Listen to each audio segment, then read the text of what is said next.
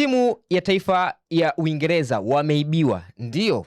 Timu ya taifa ya Uingereza wameibiwa vifaa vyao vya michezo pamoja na jezi zao ambazo walitegemea kuzitumia katika michuano ya World Cup ambayo hivi sasa imekuwa ikiendelea. Sasa timu ya taifa ya Uingereza imeweka kambi kule Florida nchini Marekani, na kulikuwa na vifaa ambavyo vilikuwa vinatoka Kansas City kuelekea kule Florida kwa niaba ya maandalizi kuelekea katika mchezo wao wa kwanza dhidi ya Croatia ambao unatarajiwa kuchezwa tarehe 17. Sasa kipindi ambapo vifaa hivyo vinasafirishwa kutoka Kansas City kupelekwa kule Florida, ambapo kambi ya timu ya taifa ya Uingereza ipo katikati, hapo wakatokea watu wasiojulikana na wakavamia na kuweza kuchukua vifaa hivyo. Miongoni mwa vifaa ambavyo vimechukuliwa ni pamoja na viatu vya wachezaji vya kuchezea, lakini pia viatu vya mazoezi, kwa maana kuna viatu vya mechi na vya mazoezi, lakini ukiacha hivyo kulikuwa na jezi ambazo zilikuwa zinatarajiwa kutumika katika michezo mbalimbali ya World Cup ambayo imekuwa ikiendelea. Lakini pia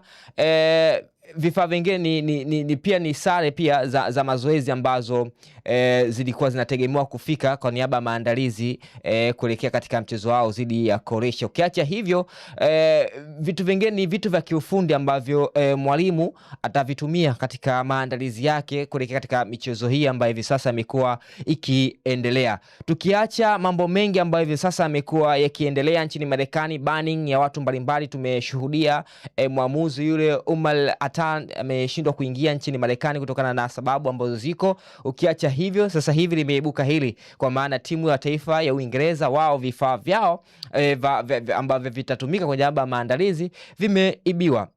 Japo kwa ufupi tu, tunapozungumza kuhusu taifa la Marekani, ni miongoni mwa mataifa ambayo yana idadi kubwa ya wale materroristi, majambazi wakubwa. Yes, sasa unavyojua vifaa original timu kama ya Uingereza kama unavipeleka sokoni, tutazungumza kuhusu ni biashara. Leo hii ukichukua jezi original za nahodha El Kane, ukachukua sikina Jude Bellingham na wachezaji wengine ukizipeleka sokoni, hiyo tunazungumza kuhusu fedha. Lakini polisi kutoka katika eneo hilo la Kansas City wamezungumza wazi mpaka hivi sasa tayari washawashikilia watu wawili ambao wanaendelea kufanywa mahojiano na kujua wapi ambapo wanaweza kuanzia. Sasa kwa ufupi, ili ni pigo kwa timu ya taifa ya Uingereza, kwa maana Sir Lions kabla hawajacheza mchezo wowote wa World Cup tayari wameonyeshwa kwamba Marekani ni watu wa design hipi. Sasa endelea kufuatilia Kasako Media. Mimi Funga Meza Junior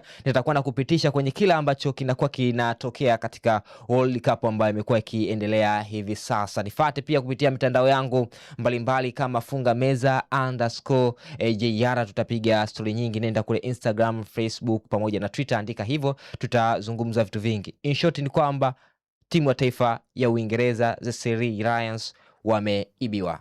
Bye bye. Kesho